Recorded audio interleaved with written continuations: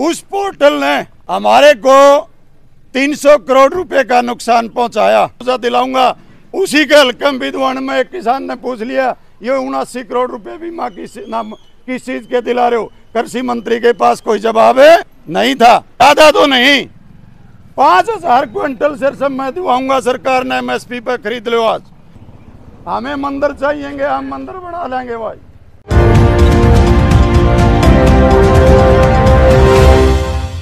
Start करो भाई साहब, स्टार्ट है। खोज हरियाणा के देखने वाले सारे दर्शकों सचिन की प्यार भरी राम राम और नमस्ते भाई। मैं आपका अपना पत्रकार सचिन कुमार स्वागत करता हूं जी आप सबका आपके अपने चैनल खोज हरियाणा पर। लगातार हरियाणा की छोटी बड़ी सारी अपडेट आपते दिया करा, सारी न्यूज़ आपते दिया हाँ।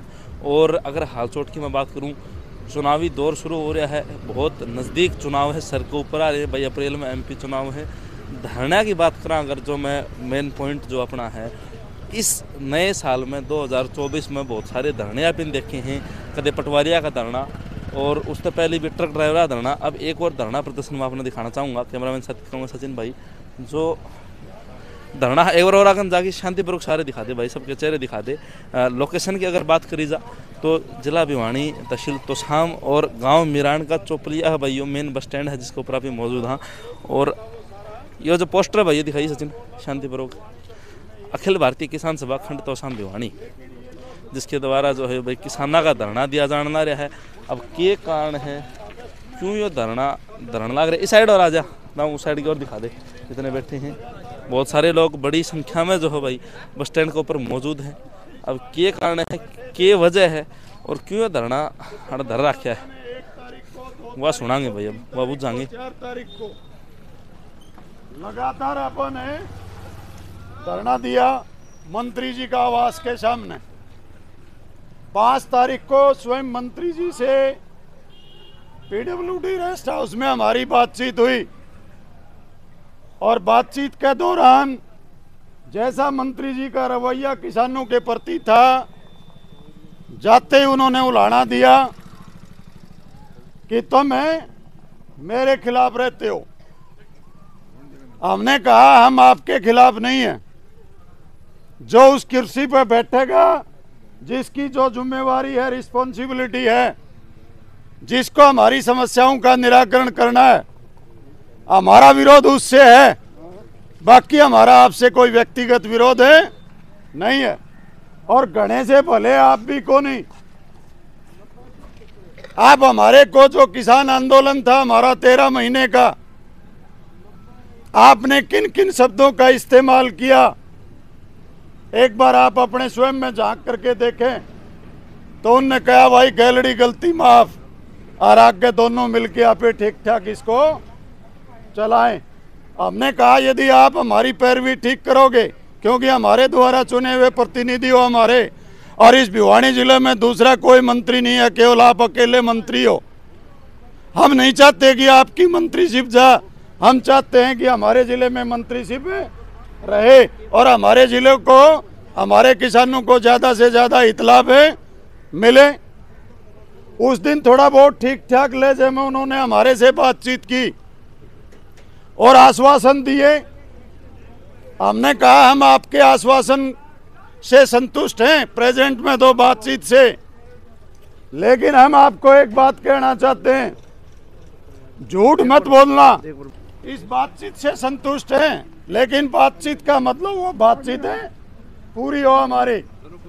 हमने मुआवजे की भी बात की उस समय, ये दस्तक पाछे कर लियो जी, पढ़ दो एक बार। हमने मुआवजे की भी बात की।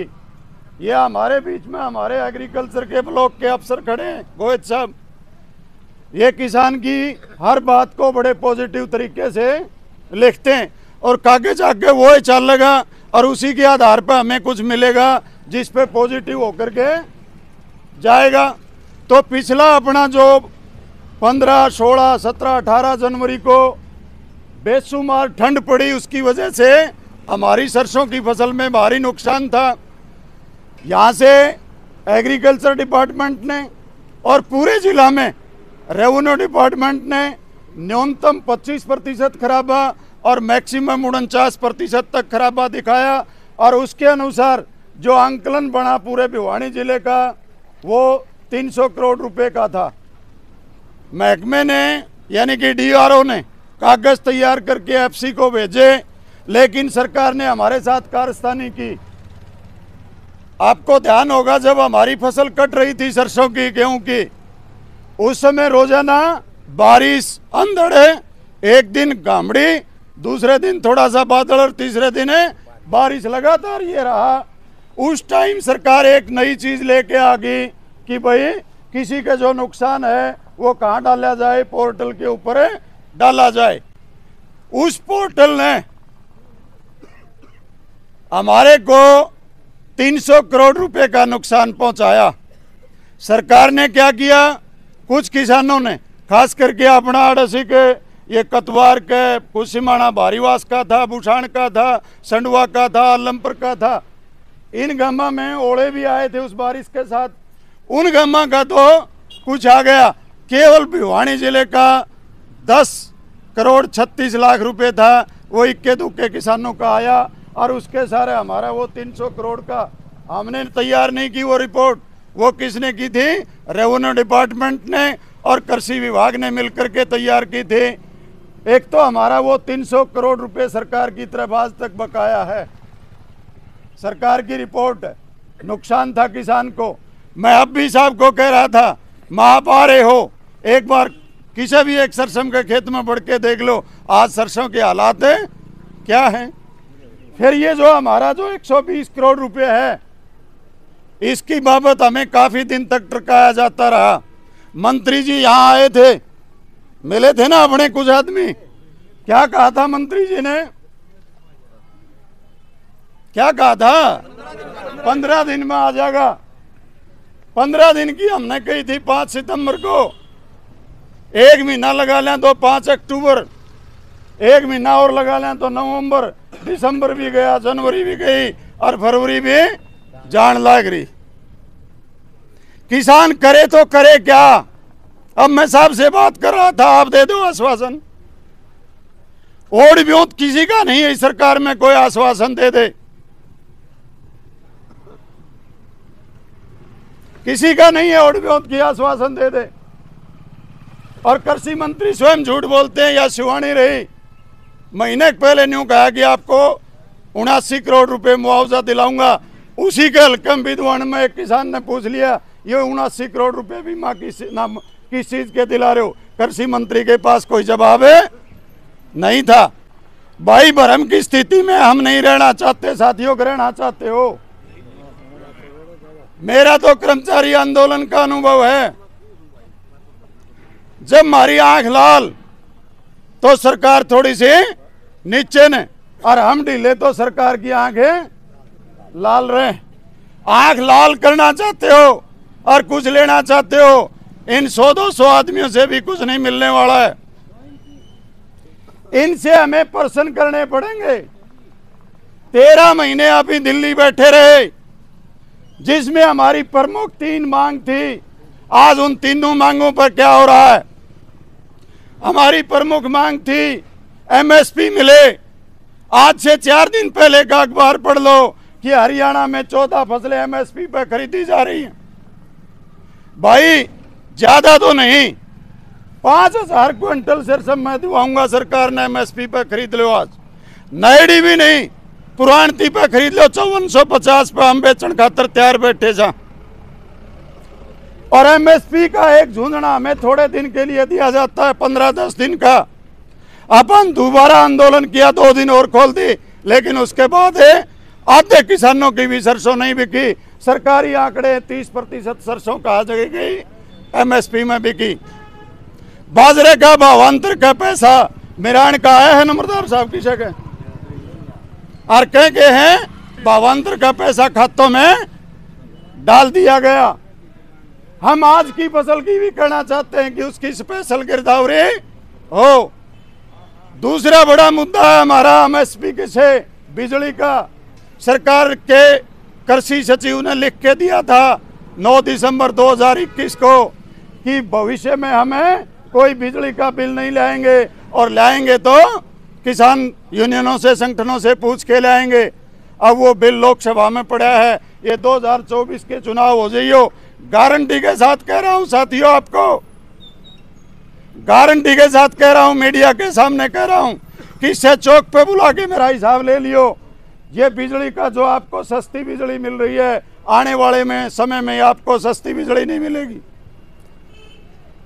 यदि 7.5 हॉर्स पावर की आपकी मोटर है, 6 घंटे आपको बिजली आती है, रोजाना 34 यूनिट की कंजम्पशन होती है उससे, और 1 महीने में 7.5 हॉर्स पावर की मोटर 1020 यूनिट बिजली को जलाएगी और 13 रुपये उसका आपको खर्च लगेगा, उसका 14,000 बिल होगा। यहाँ कोई किसान बैठा और कहता हूँ मैं 14,000 रुपये बिजली का बिल भर दूंगा। अब हमारा किसानों का आंदोलन बहल चल रहा है। आपने भी 350 से ज्यादा कनेक्शन बकाया पड़े। कद गए थे संगवान साहब और दिन, हमें दोनों एसडीओ दफ्तर में जाके आए थे। दफ्तरों में बैठते नहीं अधिकारी और के हुए हैं सुशासन। ऐसा सुशासन, पहली बात तो अफसर है नहीं। आपकी तहसील में 10 साल से कोई भी तहसीलदार नहीं है, 10 साल से कोई तहसीलदार नहीं है। नायब तहसीलदार से काम है चलाया जा रहा है, 10 साल से कोई नहीं है। ये हालात आज के बने हुए। हम ये कहना चाहते हैं, ये बिजली का कानून जो बिल आज लोकसभा में है वो वापिस हो। अब अंतरिम बजट आया है, जो हमारी खाद की सब्सिडी आती है, ये साहब खड़े पूछ लो वो सब्सिडी घटी है या बढ़ी है। खेती के इम्प्लीमेंट पे जो सब्सिडी मिलती है वो सब्सिडी घटी है बढ़ी है। फूड सिक्योरिटी की सब्सिडी घटी है बढ़ी है। शिक्षा का बजट घटा है या बजट बढ़ा है। और साथियों, ये कह रहे हैं कि हम 4 बड़े कॉरिडोर देश में बनाएंगे। हम किसान हैं, हम कह रहे हैं हमारी फसलों के संरक्षण के लिए बड़े बड़े गोडाउन बने, ताकि उनमें हम अपनी फसल को रख दें और जब ठीक भाव हो तब हम उनको बेच दें। आज तक मैं कर्मचारी रहा हूं, 7 कमीशन हमने ले लिए, 8वें की हमारी तैयारी है। क्या किसान का एक कमीशन बना था स्वामीनाथन आयोग, उसकी रिपोर्ट ना पिछली सरकार ने लागू की और इस सरकार ने भारत के सर्वोच्च न्यायालय में लिख करके एफिडेविट दे दिया कि इसको हम लागू नहीं करते। जब आप बोलोगे, किसान बोलेंगे, तब मजदूर को कहा जाएगा कि भाई देख लो किसान महंगे अनाज की कह रहा है, अपनी फसल के दाम अधिक मांग रहा है। तुम्हें क्या कहा जाएगा? अनाज महंगा हुआ तो हम इस बात से सहमत नहीं है। जब उनकी मजदूरी की बात आती है तब आपको कहा जाएगा देख लो भाई मजदूर मजदूरी ज्यादा मांग रहे हैं, आप ज्यादा मजदूरी देने के लिए सहमत हैं या नहीं है? आप ही कहेंगे ना भाई मजदूरी महंगी होगी तो हमारा खेती का काम है नहीं चलेगा। और सरकार हमें आपस में लड़ा करके कहाँ हो जाती है? बाहर हो जाती है। हम सरकार को भी कहना चाहते हैं, हमें मंदिर चाहिएंगे, हम मंदिर बना लेंगे भाई। हमने धोख मारने की पूजा करने की जरूरत होगी ना। ये अपनी बधाड़ का मंदिर जापान बनाया होगा कि सरकार ने बनाया है। हमने कोई पूजा करनी है, हम अपना मंदिर बना लेंगे। लेकिन आप हमारे से प्रत्यक्ष और अप्रत्यक्ष कर ले रहे हो। और भारत का जो संविधान है और जो उसकी सत्ता है वो ये कह रही है कि जन कल्याणकारी सरकार है। जन कल्याणकारी सरकार है तो जन कल्याणकारी योजनाएं बनने चाहिए। और हम इस धरने के माध्यम से कहना चाहते हैं, इस सरकार को आंदोलन के दौरान बड़ी तकलीफ थी कि किसान पैंट और कोट पहनता है। किसान की क्या परिभाषा मानती है सरकारें? फिड्डे तो लितरे हो पाया में, पटोड़ा कुर्ता हो रे धोती हो, उसको सरकार क्या मानती है?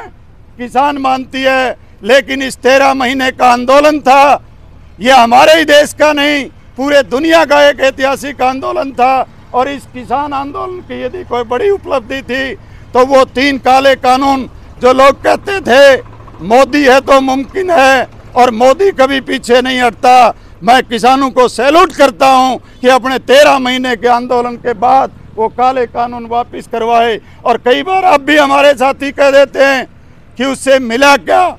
अरे भाई, जो पहले की समस्याएं थी वो तो एज इट इज खड़ी हैं। लेकिन जो काले कानून लाए गए थे वो हम वापस करवाने में कामयाब हुए।